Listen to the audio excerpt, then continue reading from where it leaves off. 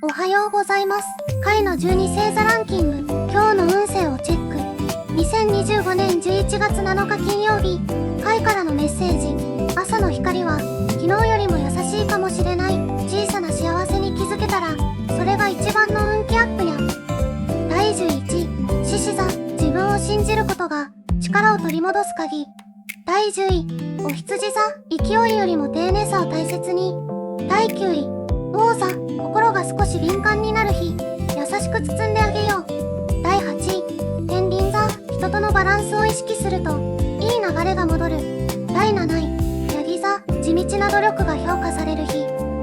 第6位、水亀座、ひらめきが良い変化を生む日。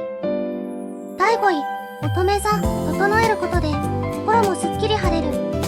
第4位、蟹座、愛され運アップの日、人との絆が深まる。第3位、さそり座、集中力が高まる日、夢に一歩近づけそう。第2位、牡牛座、穏やかで優しい運気に包まれる。残り2星座、今日の1位は果たしてどの星座でしょうか。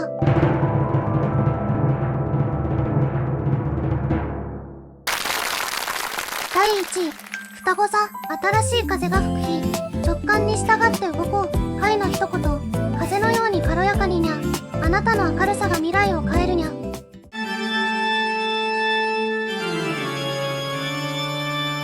第12位、いて座、焦らずに流れに身を任せよう。回の一言、立ち止まることも前進にゃ。ゆっくり深呼吸してにゃ。どうだったでしょうか。